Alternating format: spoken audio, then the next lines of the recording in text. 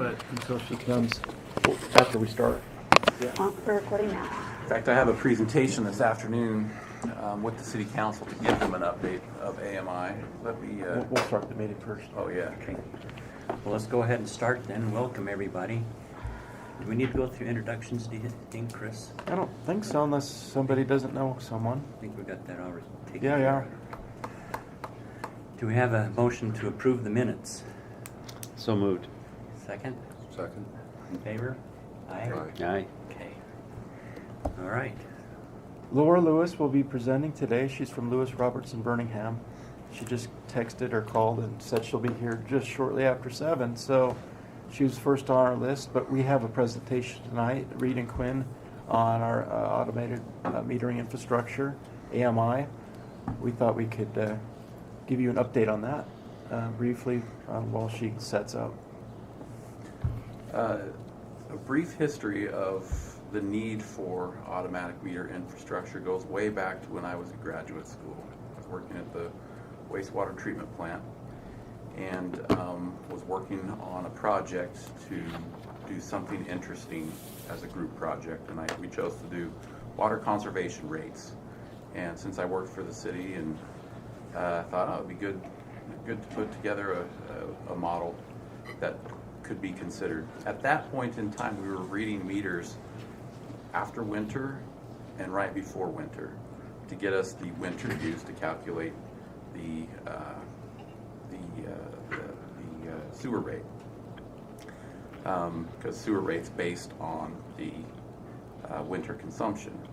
Didn't really matter how much was used in each month. We didn't really care at that point. We had no tiers, so we just billed that the summer use. With the project that I was doing, the public works director at the time, I believe it was John Park, and he invited me to an exec staff meeting to show them this idea, and it got them thinking. And the results of that meeting weren't that let's install AMI or right now, but it was let's read meters monthly particularly during the summertime, so we can more accurately see what is being used in the summer. And the idea of automatic meters was floated. It was a technology that, I don't know if it was new, but it existed. And so we've been doing that ever since. And in 2018, we were funded to be able to finally do this, and we decided to replace all of the meters, which were determined a certain percentage of them weren't reading accurately, and so we replaced the meters, and with it we would add this AMI technology so that we could get real readings from the meters for billing, and also wanted to provide it to the consumers. So we finished that project in December, where all of the meters, we've got 22,300 residential meters and 1,300 commercial meters. And we've got pretty much all of them, except for the larger, some of the larger commercial meters, which are much more difficult to retrofit or replace. And so they're all 97.8% of them are reading consistently to where we're able to get the billing data. You've probably noticed on your winter, on the past few bills, that there's a charge for water. Typically, we don't charge for water use during the winter time because we had to go out and read it manually. But everybody should be receiving a bill for the water consumed during the month now, because we can pull it automatically. I thought we were doing a sample, like 1,000 or so from each book, or are we doing that's- all of them? We're reading for our own benefit, for the city's billing. We're getting all of them, so we're billing right now. Okay.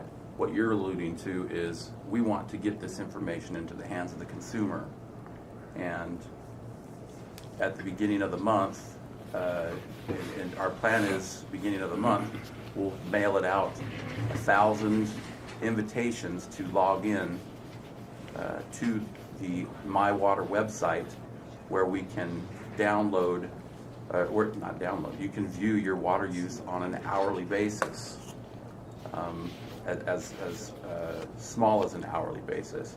At 5 p.m. every day, a signal is sent out, gathered, and uploaded to the My Water website, and you can look and see what time and how long did you take a shower for. Or in the winter, or in the summertime, how are my sprinklers doing? We had one instance, we have tested it out just to see how easy it would be. And if any of you are interested in, I can send you the login information today, and you're welcome to try it out right away. It was interesting, when I was on this committee before, you put some meters out on people's, and I was one that you put the meter on. And when we went on our mission, it was interesting. I could tell if someone had been at the house or not, if the sprinklers were working. I could monitor everything there. Yep. It was interesting. Same thing, different company, but basically the same thing. When we tested it out, one of our employees, who's over the IT group, he looked at it and saw an anomaly and thought, what in the world is going on? On July 1st, there was a leak detected by this program, and it graphed it out, and that leak got worse and worse over the 2 or 3 weeks that he 2 or 3 weeks prior to him logging in. When he saw that, he was able to get it fixed and found a considerable leak just outside the foundation of his home that hadn't shown up yet. So it will be able to alert you and tell you that you probably have something wrong. But so we're rolling that out slowly at first, because we don't want to inundate our customer service group with questions. The test that we've done, we've sent the login to about 40 people who have put it in. There have been some good comments that came back to make it a little clearer, but for the most part, it's been a fairly straightforward login process, and the information presented on the My Water website is very helpful. Are the reports that we're getting back. So it's exciting to finally be at this point, because we've been working on it for several years. It's been quite an ordeal to replace all of the meters, particularly in-house, and we're hopeful, we're confident that this will be a great tool for our residents, and we'll encourage them to use water wisely so that we can meet our water conservation goals. Any questions? What do you do about two-party households? So if you have, a basement apartment, and the landlord wants to meter separately, even for these types of utilities, do you offer that, or is it?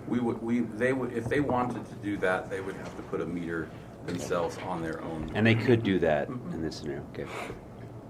It's usually not the case, though, because there's a cost Yeah. for doing that. Of course, they'd probably pass that along to the renter Yeah. when they'd have a renter in place. So, well, tonight Reed and Quinn will be presenting on this in greater detail, and if you'd like the full edition, you're welcome to come to a council meeting. I think you're going to be on about 4 o'clock or so, and so Work session? it's in a work session. That's a work session. Right, it's in a work session. It'll be recorded, so we can share that with you as well. You can tune in. It'll be streamed at the same time. I'm just going to assume that you guys want to test it out, so I'll send you your Yeah. login information, and you can set up an account and look around. So Great. In fact, I'll send you the actual mailer that we're sent, and you can let me know if it seems clear. There have been some comments, yeah, you could do this, but just pretend like you print it out. If you copy and paste things, that's not the same as getting a handheld letter and typing stuff in. So don't copy and paste anything and put it in. Type it in as if you were holding the letter that was mailed to you. Okay. Okay. Okay. Thank you. Well, Well, Laura, I warned them all that for you, so. Oh, excellent. so last year, the city council adopted what we call an Orem Water Reclamation Facility capital facility plan. That capital facility plan was estimated to cost $160 million, $160 million in today's dollars. And that focused on capital improvements at the facility where we treat the wastewater. There are new regulations that have come online or are going to be coming online that are more stringent and so forth, and it's causing most of these costs and demands on our facility. We're not the only one in the state. Others in the state are similar challenged. So TSSD, Provo City, Payson, Spanish, Santa Quinn, anyone that produces sewer, I'd say, so that's 100%, are going to be challenged to meet these very strict guidelines. With that, we promised the council, who adopted this plan a year ago this month, to develop a financial plan to make it palatable as possible, because they know that rates will be increasing. It's just a matter of tempering those increases. So we have Laura Lewis here from Lewis, Robertson, Birmingham. You've been there for 25 plus years. The Lewis of the Lewis. So Right. yeah. So when did it 28 start? years, I think it's Is it 28? Okay. So I've known Laura since that time. So I'd like to welcome Laura on this presentation. And Whatever you're comfortable doing. Okay, that's it. Then I can control this. yeah, 160 million. Whew. 160. It's a big number. That's a show me the money moment, right? Right. So yeah, for those of you that don't know me, just a little bit about my background. I've been in municipal finance for even longer than I started the business. I worked at Kemper Securities, underwriting municipal bonds for 6 years prior to jumping to the light side, where as a municipal advisor, my role is to be fiduciary to the issuers and look out for your best interests. And so, I have told cities, don't do this debt. That's my job. It's not my job to just shore up your debt. My job is to make sure that it's the right thing for you to do and to do it as prudently as we can. So with that, I thought it would be helpful. Chris asked me to give a presentation to you that I gave to the City Council on January 6th. That's why it's dated January 6th and not today. So I'm just going to educate you on some of the basics and talk about some of the choices on some sample debt issuance that would provide $10 million. You'll have to put another few numbers in that to get to the number that you need. So the first thing I like to discuss is debt a four-letter word? In terms of the four-letter words we use when we hit our thumb with the hammer. And a lot of people view it as such, and in your personal life it's reasonable to be very cautious about debt. And most constituents of politicians, when they hear cities going into debt, they almost automatically think of the 43 trillion or what, I don't know what the number is, 3 trillion. It's beyond my comprehension, the amount of the federal deficit. And most people think of that. They don't think about the fact that local governments like Orem City and others have to have a balanced budget. The difference with the federal government is, one, they can print money and they can borrow for operations. That's where the federal deficit generally comes from.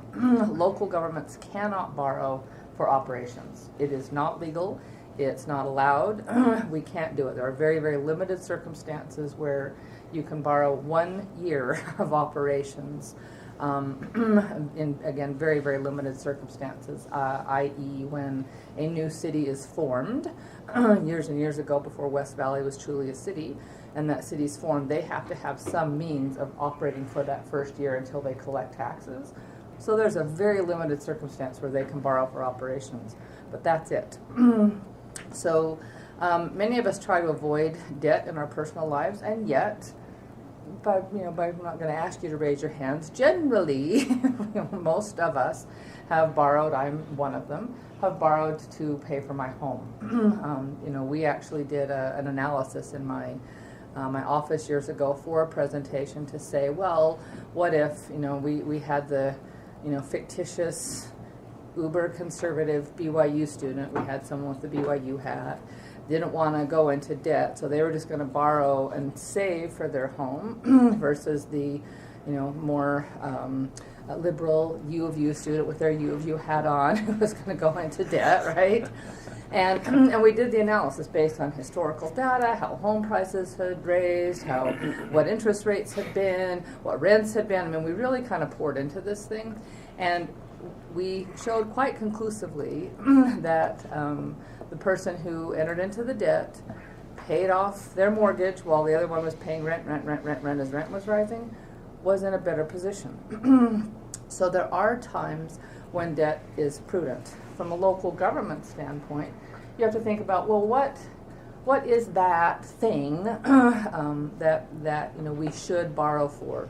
And large capital projects come to mind, because if you try to save up and pay for it, it takes forever. Also, years ago, I've got lots of war stories. I'll try not to bore you all to death. But Riverton City had a very, very conservative mayor. He had worked for the Church of Jesus Christ of Latter-day Saints and had retired. His claim to fame was that he always came to meetings in anything but a white shirt, because he always had to wear white shirts at work. So he would wear blue, pink, purple, whatever.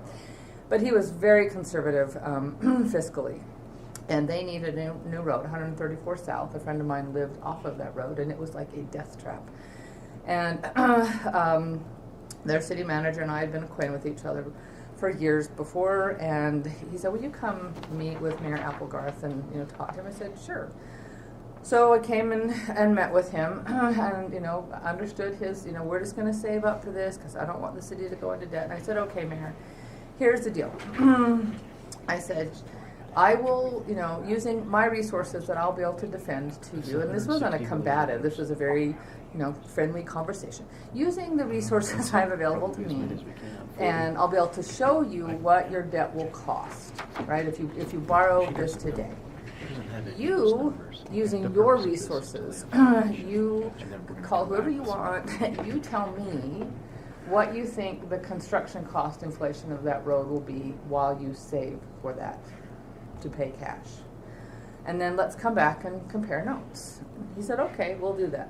So he talked to his staff. He came back and said, okay, here would be our finance plan to finance this road over the next, I think it was 7 or 8 years they would have to save up and then build the road and have it available for their citizens in year 9 or 10. And I came back and said, okay, there's your numbers. Here are my numbers. And I showed him how I defended the interest rates. Whatever, if they borrowed the $10 million today, you can have your road today, and it actually costs them less than saving up and paying for it over time because of construction cost inflation. So there are things that you should borrow for. There are prudent reasons to do that. And the end of that story is Mayor Applegarth became a convert. I mean, he didn't get the city into debt for every time they turned around, but for the project, he was like, you're right, this is critical. I could save someone's life by getting it done today as opposed to in 8 years. I said, yes, you could. So I need to think about that, and as you're contemplating. Part of the reason that it's beneficial for local governments to enter into debt versus construction inflation, and gratefully that's tempered some of what we've seen the past couple of years. Has been horrific. But you can borrow at tax-exempt rates, and typically those are, at or below what construction inflation is, and that it's well below what a corporation can borrow at, and readily accessible, to find those lenders. And we're in a market where it's poised. Interest rates on the tax-exempt side are poised to come down. What are they at today for bond? I have not looked. Right. I would estimate for your project probably 4% or below if we did like 25-year amortization. I can pull up MMD and give you more. Let's see, I've already talked about that. So there are three broad categories of municipal bonds. Only certain of those will apply to the projects that you want to do, so I'll try to focus on those. So there are three broad categories: general obligation bonds, revenue bonds, and annual appropriation lease revenue bonds. The last one of those would only likely apply if you were going to build a facility like the one that you're sitting in, because it works the most like a mortgage of anything else. So it's the easiest one to explain to people, because it's like, oh, whatever facility you're building, that acts as the ultimate security. You're not pledging any revenue source. You're not pledging sewer revenues. You're not pledging general property taxes. You're not pledging sales taxes. You're just saying, I'm going to buy this building. You're going to lend me the money to buy this building. If I make the payments, I get to keep it, like you do your house. If I don't make the payments, you get to come in and take it. So it has probably limited applicability to water or sewer infrastructure needs, but could be used. Similar type of structure we could do also for equipment.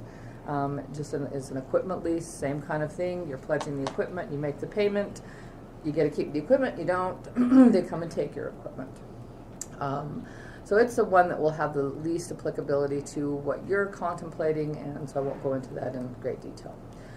So general obligation bonds, that would be an option. And there's, again, war stories aplenty. So you have to go to the voters. In Utah, you have to have a simple majority. In places like Idaho, you have to have a supermajority, and it becomes very, very difficult to get general obligation bonds done. But it's still difficult here in Utah.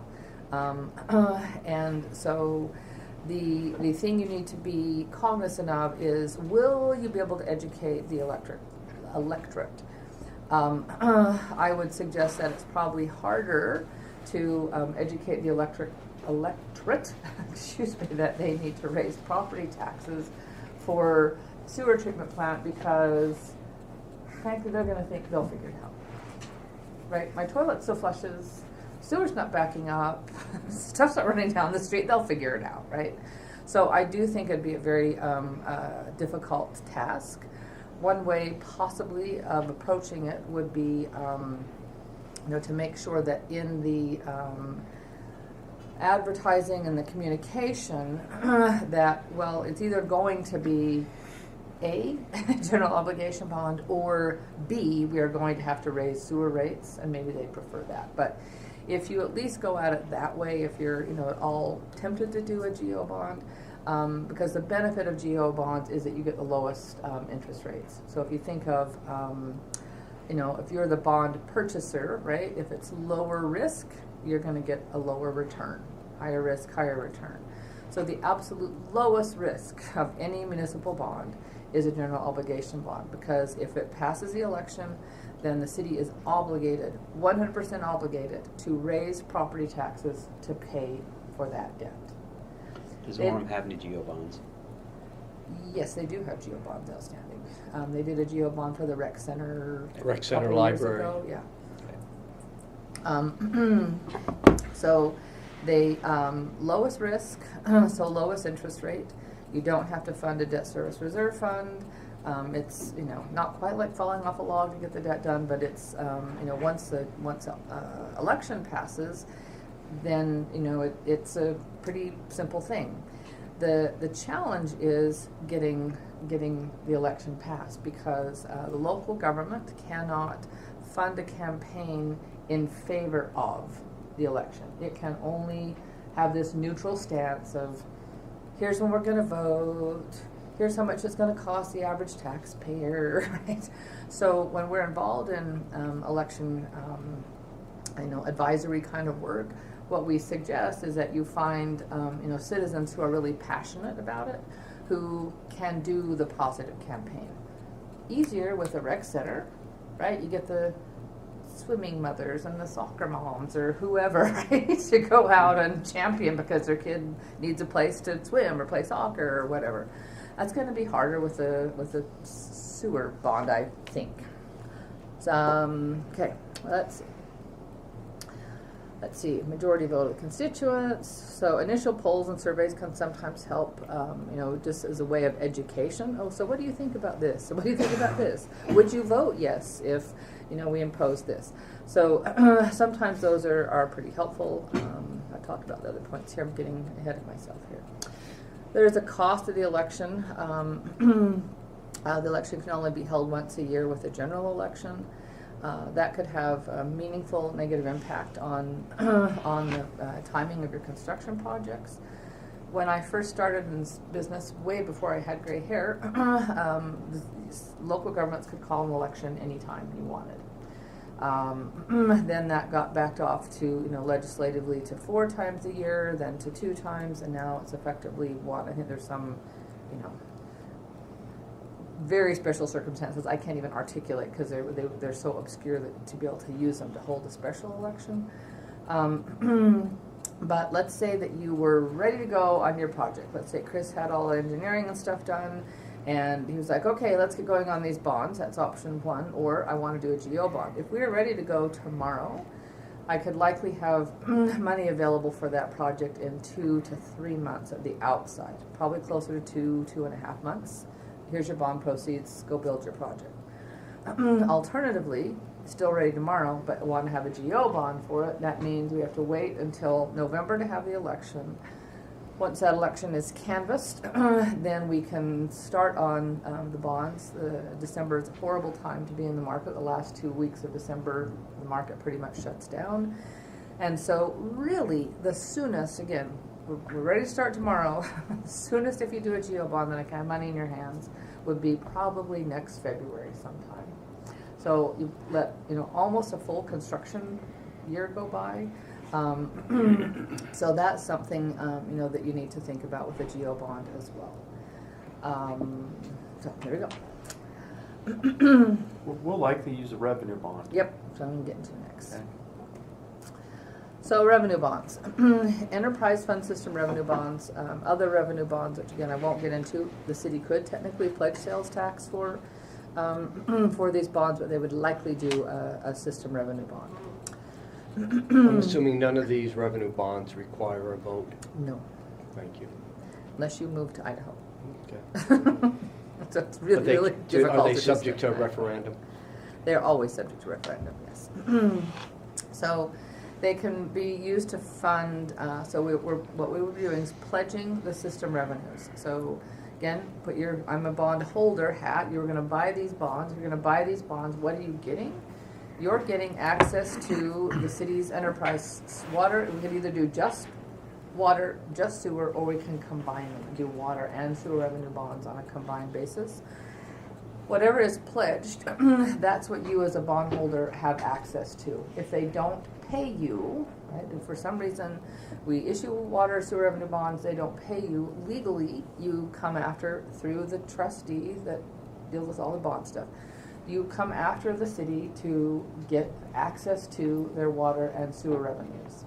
The waterfall of how those come to the bondholders, we pay O&M first, so all of you citizens pay.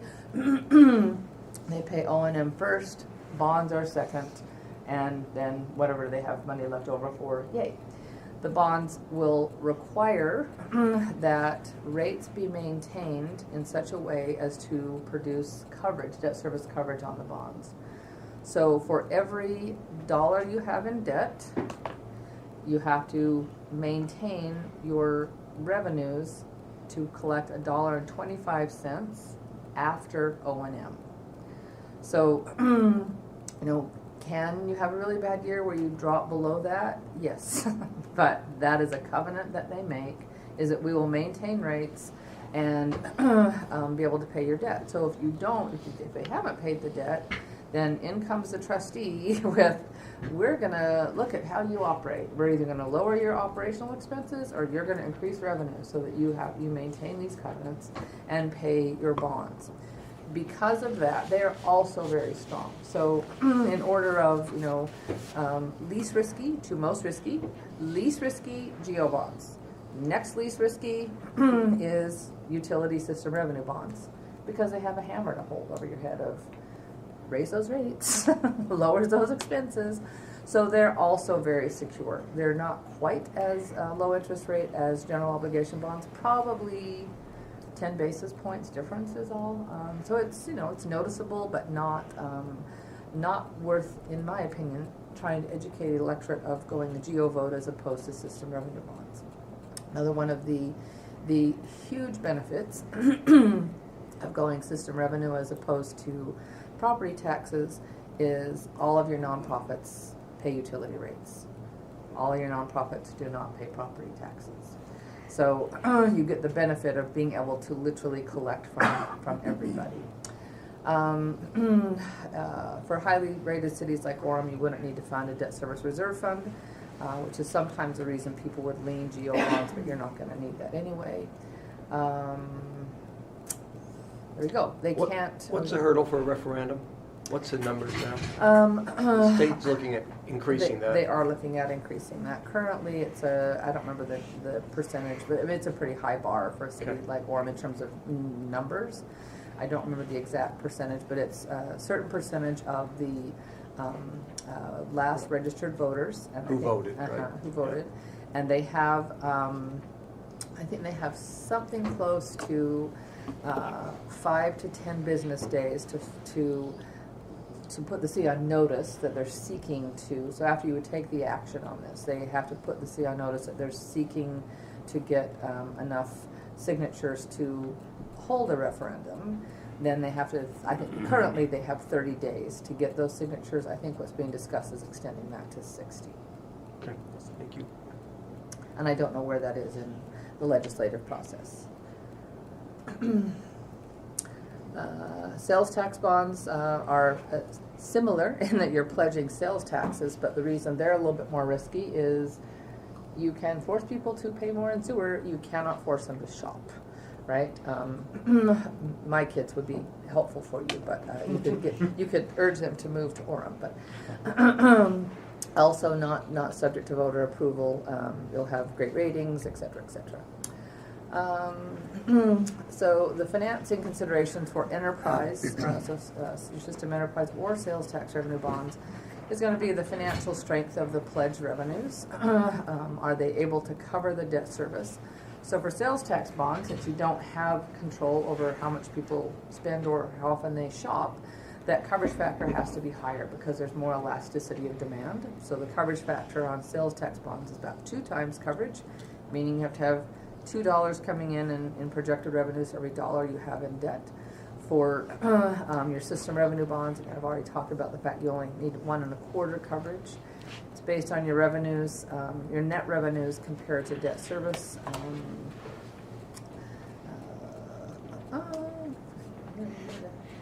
And then we talked about combining some of the revenue sources. And I believe you have water and sewer revenue bonds outstanding. I should have looked. I don't know whether we've done on a combined basis. We did combine. Okay. It's a $30 million. Okay. So in doing a combined, you typically will get a little bit better rating because there's some more flexibility. Although, we'll say interesting, when Richard was your finance director years ago, it was on I don't remember what issue it was. It was, I believe, for a water and sewer revenue bond. And the rating agency, Richard and I were just like, wow, why did they write that in the report? Because it was so aggravating. They actually wrote in their rating report that one of the negative factors, you still got a great rating, right? It's like, when you would get a A in school and they said, oh, but you would have gotten an A plus if you'd remembered a period at the end of that sentence. That's sort of what it felt like. But interestingly, one of the factors that they noted as a negative was that there was no plan for dealing with upcoming storm sewer needs. But the point was, nobody knew at the time what the regulations were going to be, so you couldn't plan for those needs. Right? It was like, and they knew that, so it was a little bit aggravating. But something, can I use your marker board for a minute? Yes. Something that is, I think, helpful to know, particularly as you are looking at the potential for the amount of debt that you are staring at. Unlike in our personal borrowing, you walk into a mortgage company and want to borrow your $500,000 for your average home in Utah now. Stunning, but that's the average. They're going to say, you want a fixed rate of interest? Oh, then here's your fixed payment. Zzz, right? Even if you know, let's say you're young now, not like me, and there's likelihood that your income's going to go up over time, they're not going to structure that debt with increased payments over time. They would not do that. In our world, municipal bond world, what we are able to do, again, we want to do it prudently, but a couple of things that we're able to do.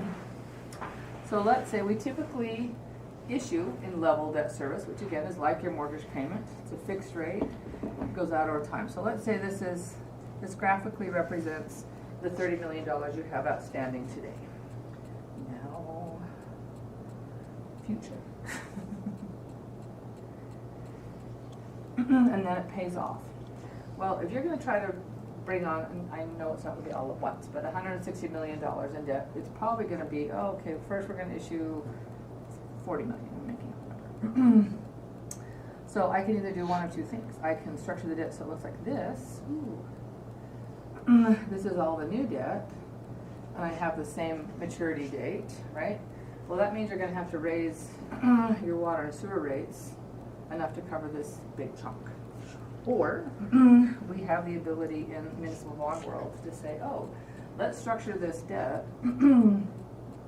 Again, our aim is to try to keep your rate as low as possible. Let's structure the debt so that it does this. So I'm going to pay more principal out here. When your other debt drops off, I'll pay some principal and interest up here.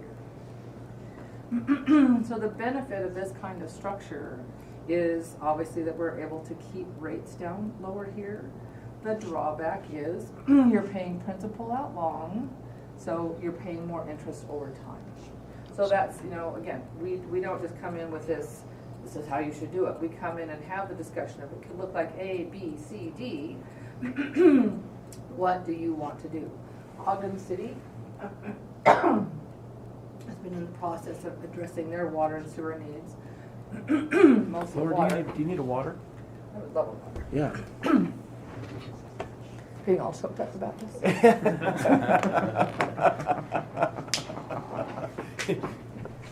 You found the right field. And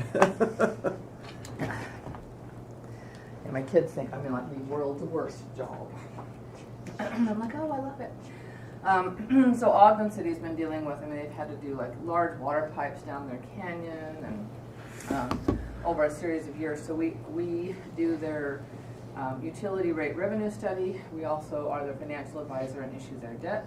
And again, they've had a lot of significant increases. So this structure is very appealing to them. Then again, a few years later, so if we do 40 million and you've got 160 million, I've got $40 million bonds to bring in. Then out here somewhere, we'll issue the next series of bonds and we'll do the same thing. And we sort of backfill all of this. Again, the aim here is to try to keep your rates as low as rational, right? And maybe you want to say, no, we want to shorten that debt and suck it up and pay it off sooner. But most utilities that are facing large capital projects want to do some type of layering in.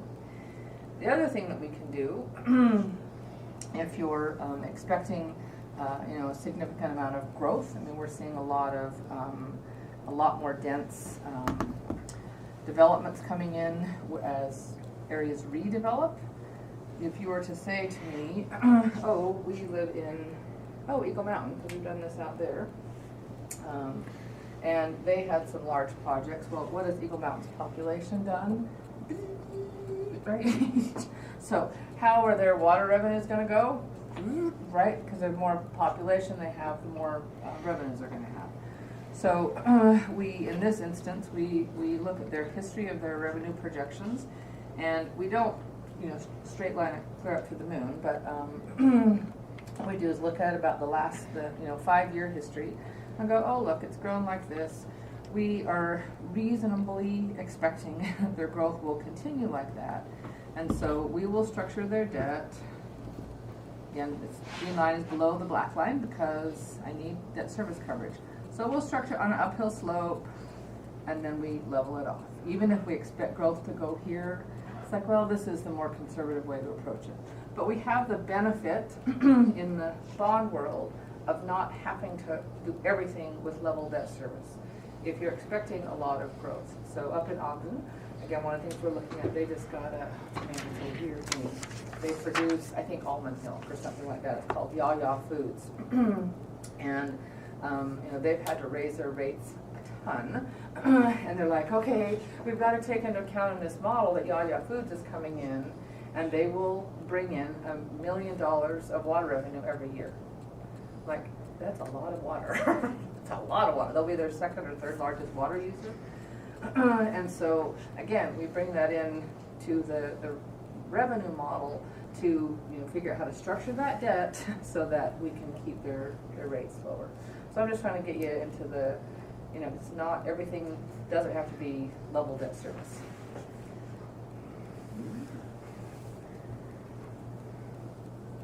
Okay. Ogden City benefits, but from some of the highest ratings out there in my world. A's are good, but double A's and triple A's are better. In the ratings world, triple A is the best, double A, single A, and then a category triple B or BAA is how Moody's notes it.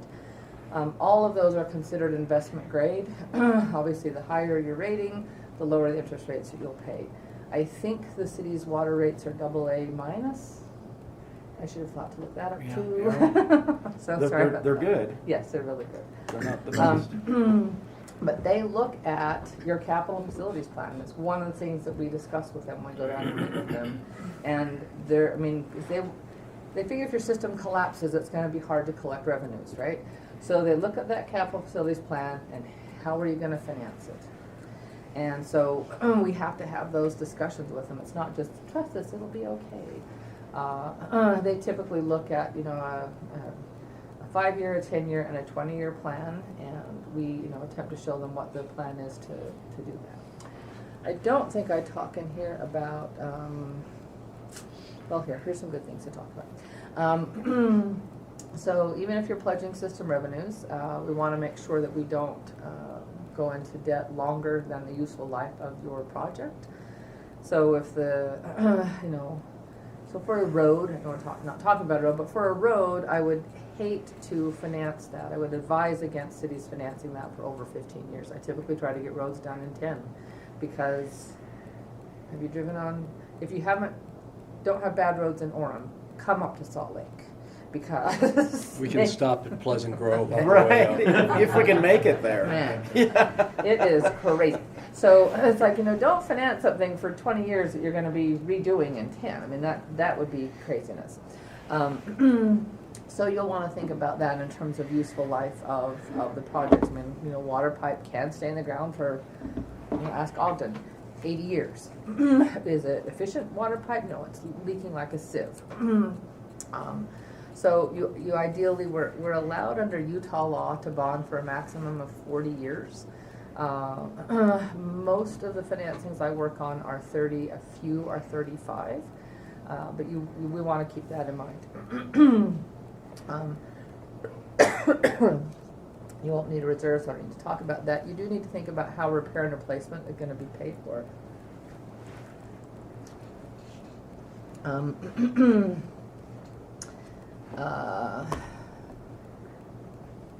Yes, and will use of your revenues to support require rate increases. I mean, when I hear $160 million, I'm like, yeah, I bet you're gonna have some rate increases, right? So, there's a little bit of, constituent education that I think is going to be required in there, but they're still going to be angry. Period. End of sentence. We have frequently advise local governments that when they go through a rate increase process, that they, try not to go through that pain and suffering every year because it's a real pain in the butt. But instead, they do have the option of going through the process one time and, reasonably, one time every 5 years and putting rates in place through one action that they're going to increase it by 5% a year, or whatever the numbers are, right? As opposed to, oh, surprise, we're going to increase them by 25%, in my simple example. Instead, we're going to do 5% this year, 5% next year, 5% the following year.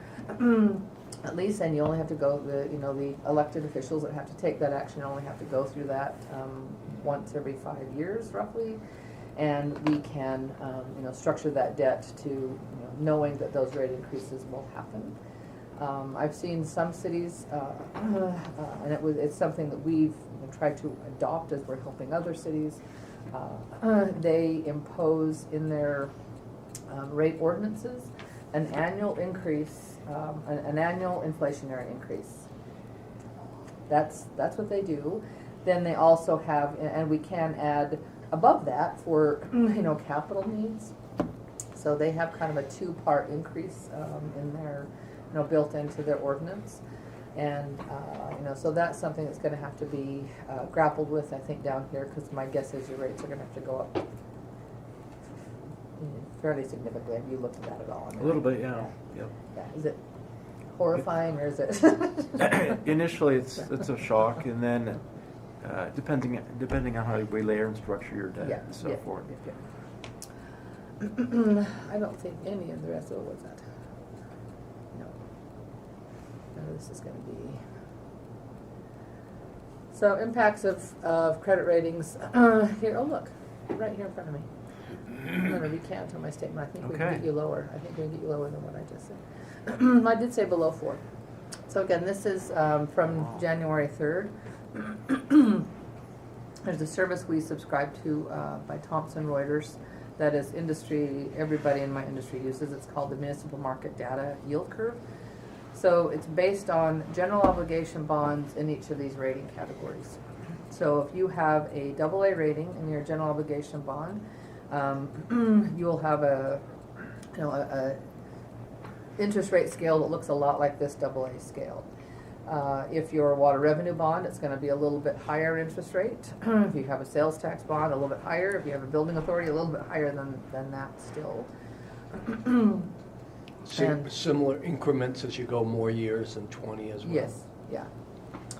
The yield curve gets pretty flat out long right now. It's been inverted for, this last go around has been inverted for longer than I remember historically.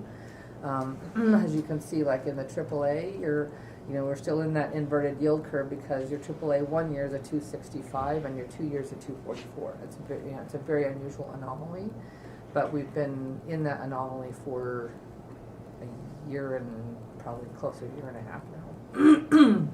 But again, I think that's going to normalize some as the Feds lower interest rates. And again, I can give you an article to, from a reasonable economist to defend all kinds of times of when the Fed might do that this year. Consensus currently is probably around May that they will start to lower those rates, and the rate that they impact is the short term, right? They don't have any. There's no like, oh, we're going to raise the 30-year Treasury. That they don't do that. They only control the Fed funds rate, which is a short-term rate, and. So what I'm expecting is the short end of the yield curve to come down and the long end to follow, but eventually we'll end up in the normal yield curve. So if I were to look at this, your weighted average maturity on a 30-year debt is probably going to be close to 20 years. I would probably put you in the 350-ish category today. But again, we can run those numbers for you. So there's a graphical look at the better rating gets you lower rates. As you can see, the biggest hit is if you go from a single A to a BAA or triple B. And look, here are your ratings. I forgot we had these on here. So not AA minus, your water, sewer, and storm sewer bonds are AA plus. So if we go back to this little table, that's the highest. In the AAA category, there's not AAA minus or AAA plus. In all the other categories, there's a plus or minus. So a AA plus, the next rating up is a AAA. So you're about as good as you can get. And Fitch, so there are 3 primary. There's another one called Kroll. Not many people use them. They use them for corporate debt. but there are three primary rating agencies: Standard & Poor's, Moody's, and Fitch. And Standard & Poor's rates your water bonds a AA+, and Fitch rates them a AAA. Care tax. Care.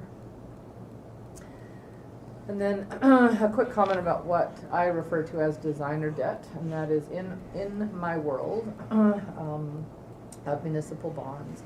What you pledge does not have to be what the city uses to pay debt.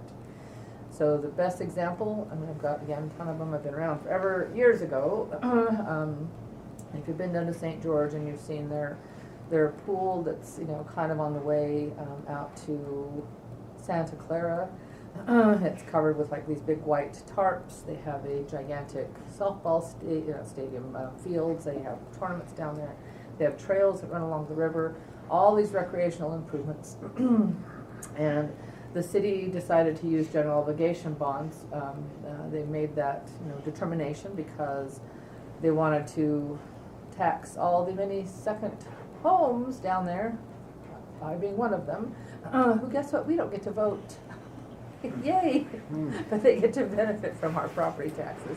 I would have voted in favor of it anyway, but they know they have a significant amount of second homes down there, and so they wisely, I think with someone's advice, determined that they could educate the electorate on, if we do general obligation, it lowers the interest cost, but the city's plan always has been, and they have executed it, to pay those bonds with sales tax.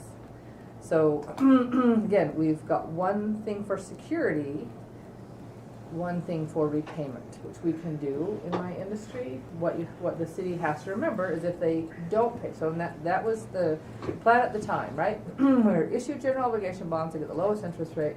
We're going to pay it with sales tax because they were growing, you know, their population growth was off the charts. Their sales tax revenues kept increasing. So we modeled their general obligation debt to match what they expected their sales tax revenues to increase. What they needed to understand is that if your sales taxes don't increase, you are obligated to pay these with general obligation taxes, right? Their financing plan can be to pay for them with sales tax, but once we've obligated the general obligation, if they don't pay with sales tax, then they have to come back and pay with property taxes.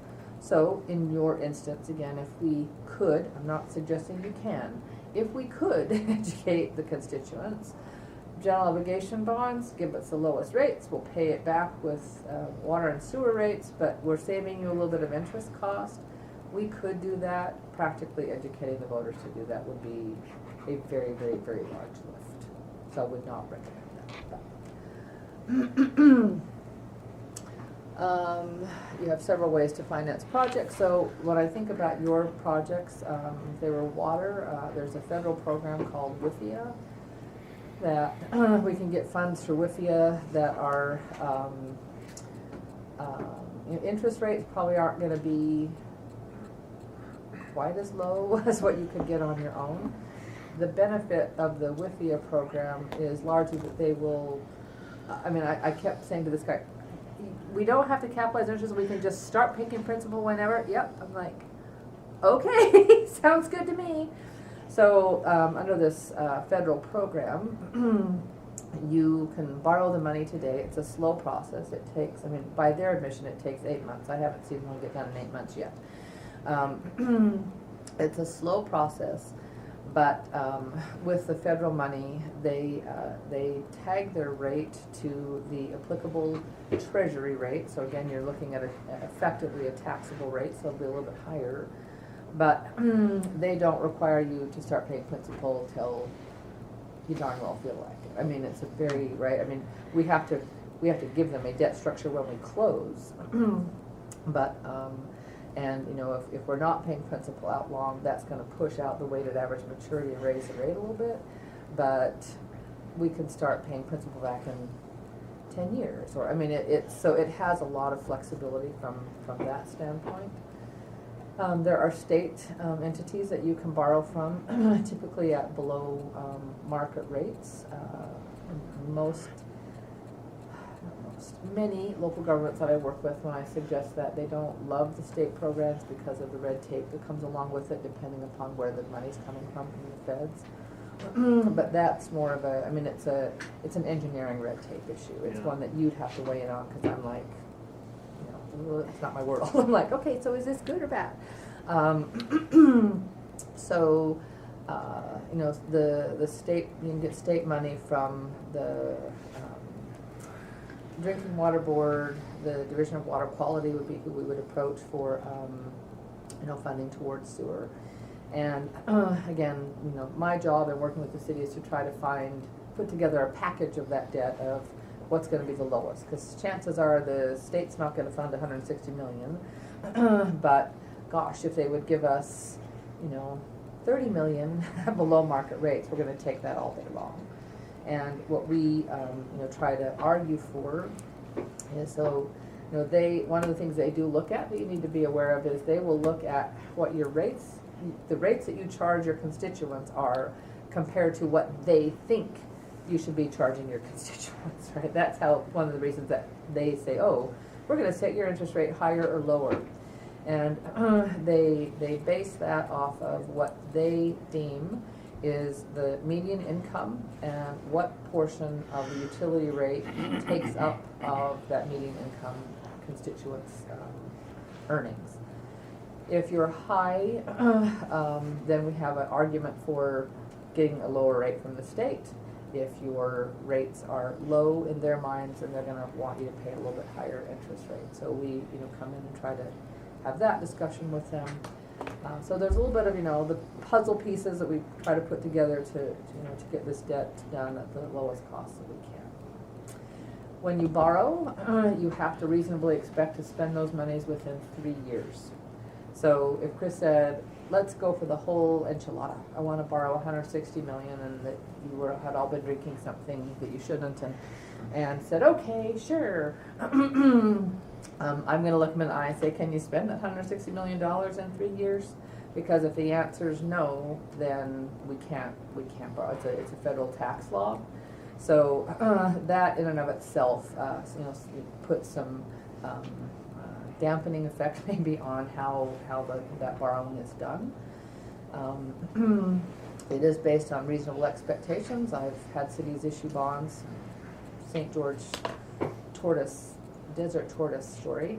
So St. George issued some bonds to do a road up along the north side of the city, but up, I want to say it's Dixie Drive, but I'm kind of making that up.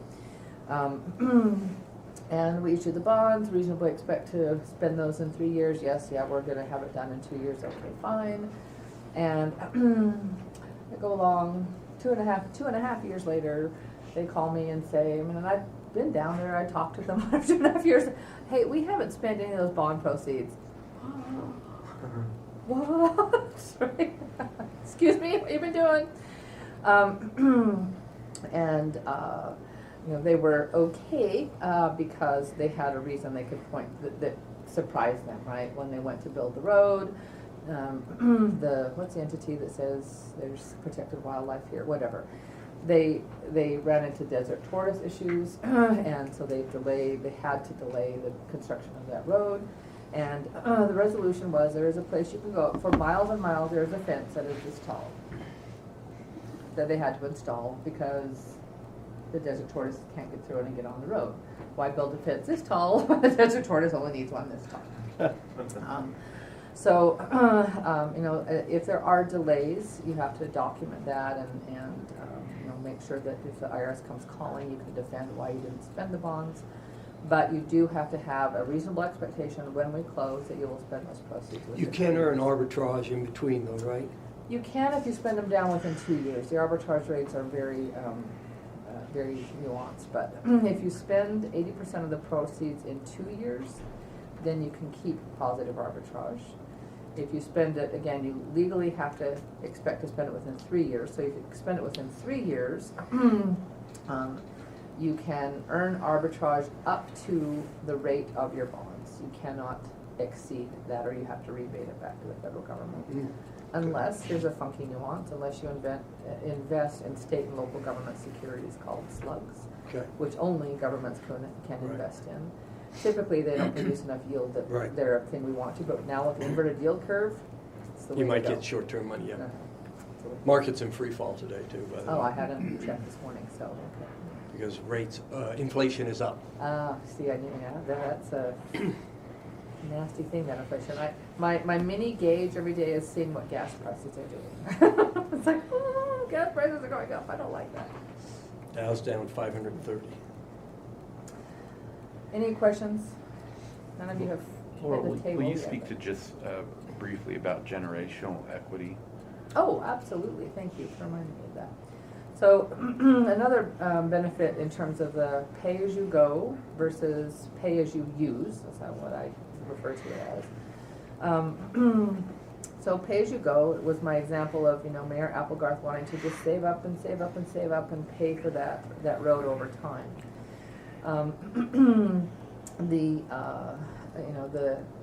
The benefit of doing debt today is the users that are using it are paying for it, which is the generational equity.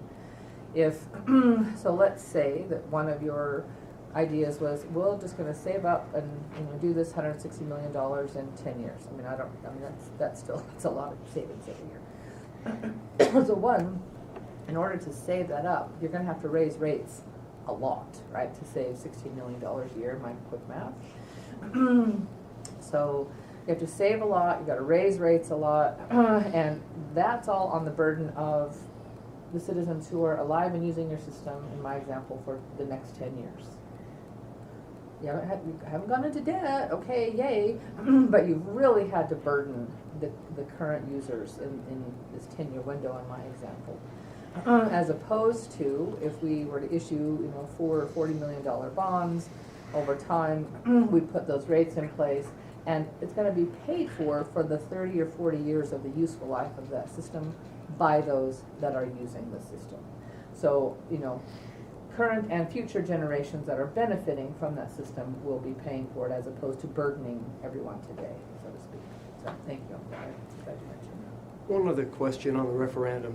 If we approved a $160 million bond, but only took 40 and then another 40 and then another 40, do they only have the first time to referendum the whole deal? In other words, or when we're ready to take our second tranche, is that referendable? So you could do, any resolution that you pass, they can force to referendum. Okay, so if we approve it at the front end, Yes, then you only have that limited time. yes. The second draw and the third draw aren't subject to that referendum. That's correct. Thank you.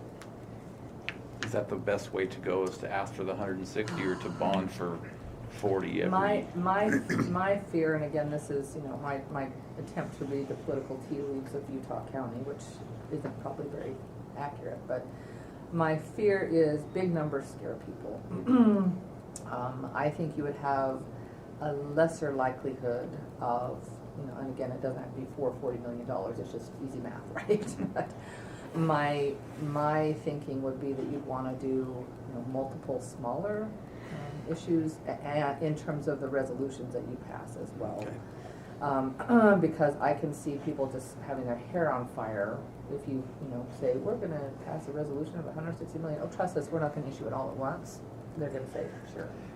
How are our surrounding cities? Do they have referendum? Do they have bond? Are they fixing their sewer and water system? Yes. Again, not that it's right around you. So you have the challenge, I know, similar to Ogden. You're an older community. So you have, But let's take Provo and I'm not Provost Financial Advisor, so I don't know, but other cities, Salt Lake City, Ogden City, other cities that are kind of where you are in terms of the age of your city and whatever, are grappling with all these same things.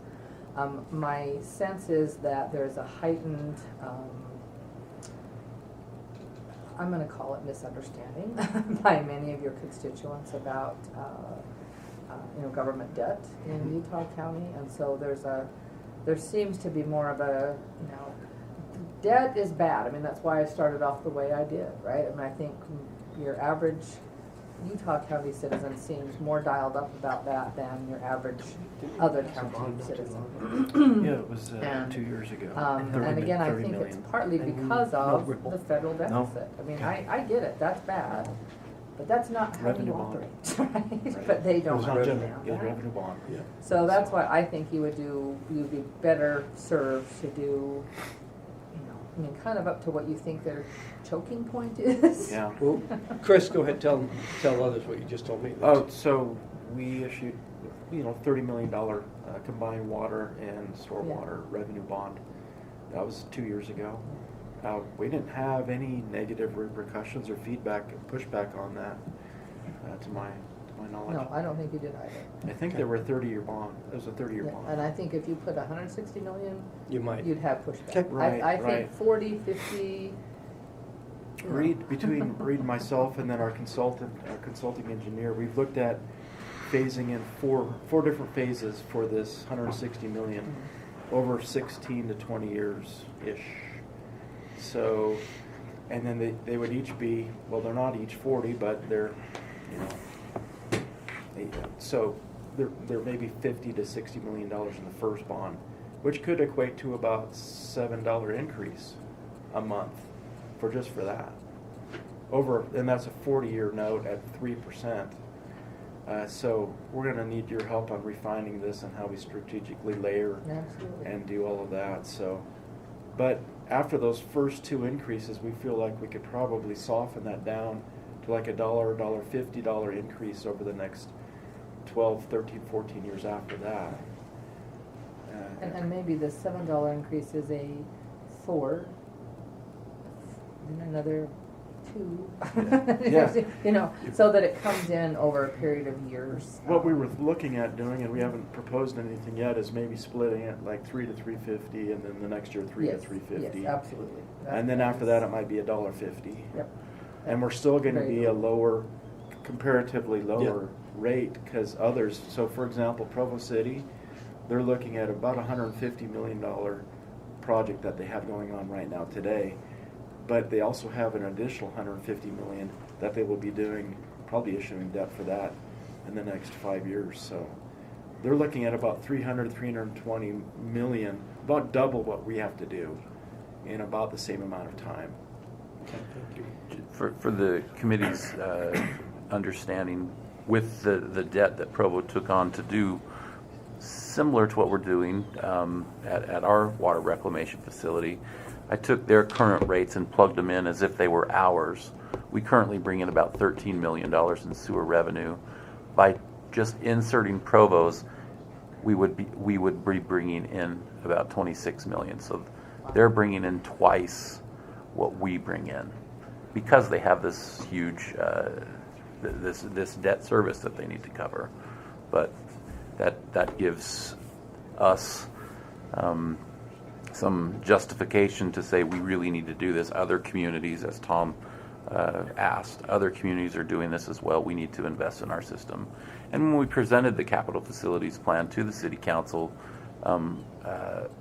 late or early last year, they were supportive of it. There was like, it sounds like something that we need to do.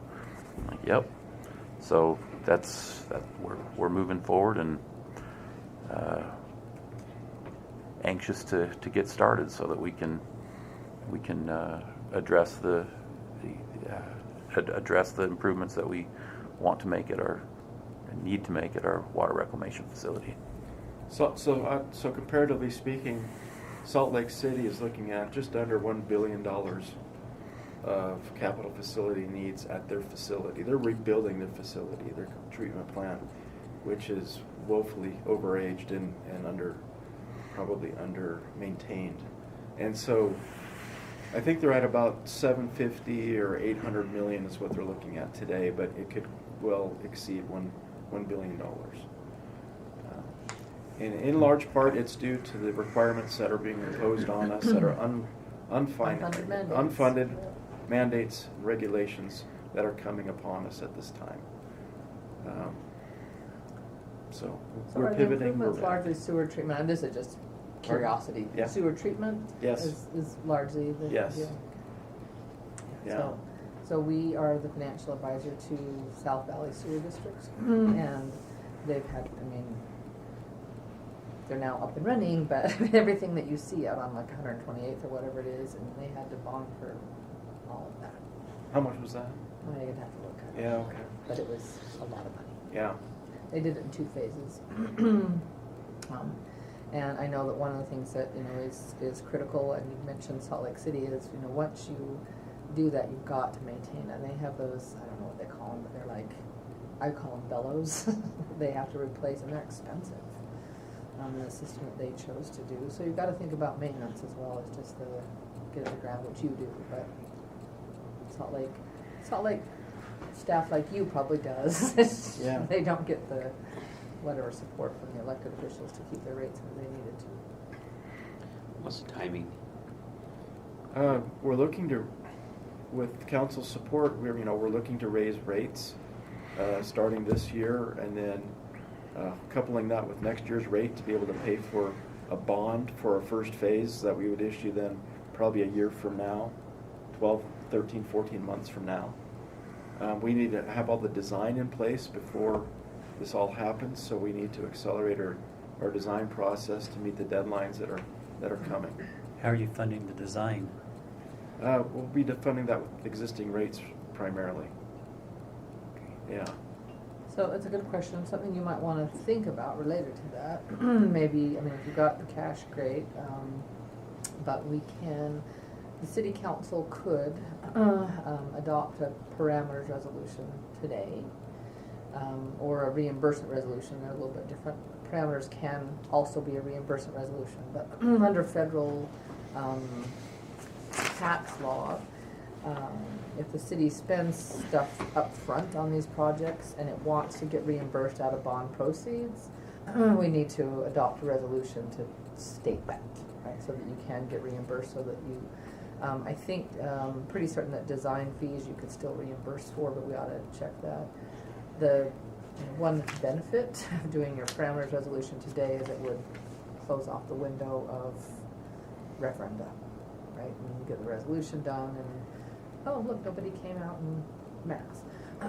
So that would start that time frame for the referendum. Okay.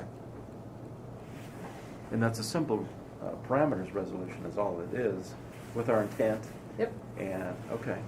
So that's strategy right there. And we don't even have to have the, so there are 2 different ways to do that parameters resolution. There's what's called, we refer to it as a super parameters resolution that actually appoints a pricing committee of people, it can be some members of the city council and some of your executive staff or whoever. It's like, we're going to issue bonds to stay in this box. As long as you stay in that box in terms of rate and maturity and all of that, then we don't have to go back to the council at all. But in order to do that super parameters resolution, we have to have drafts of bond documents done. The other way to do it is to do a standard parameters resolution. We say we're going to stay in this box. We don't appoint that committee. And then we come back at a later date and you approve the documents as to form. But either one starts that referendum clock.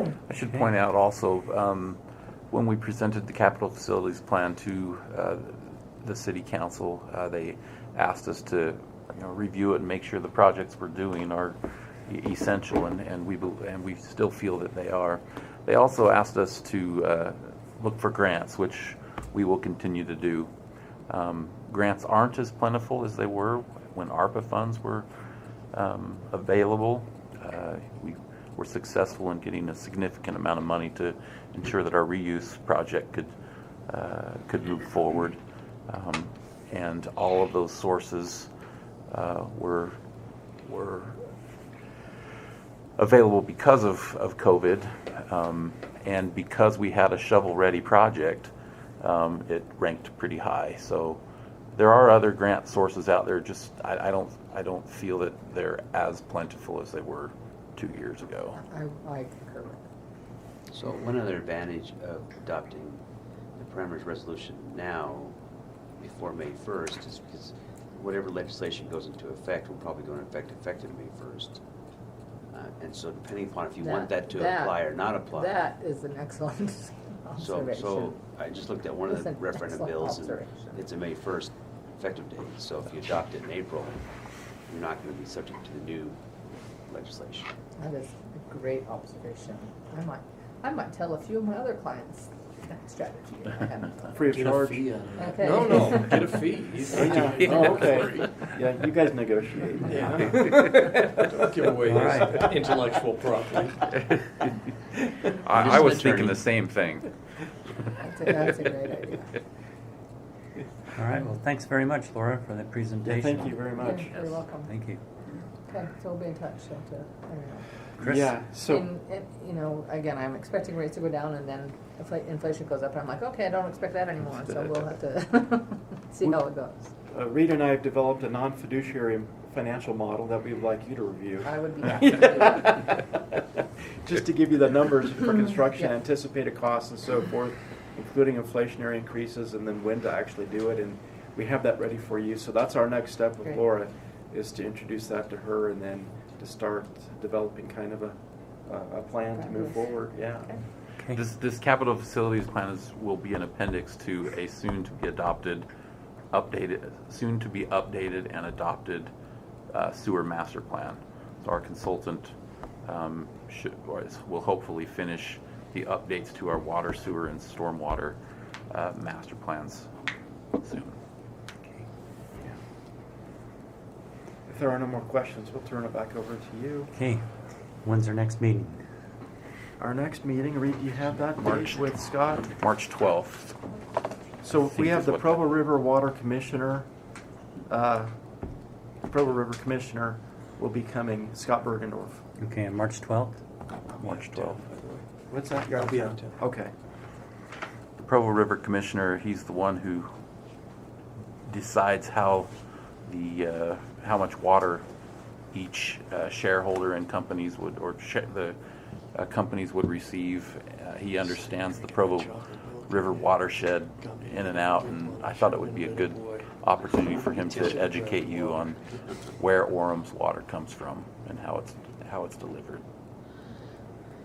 Okay, So we'll Great. send that out to you in advance, of course, with the minutes of this meeting. sounds good. Do we have a motion to adjourn? So moved. Second? So moved then, let's vote it.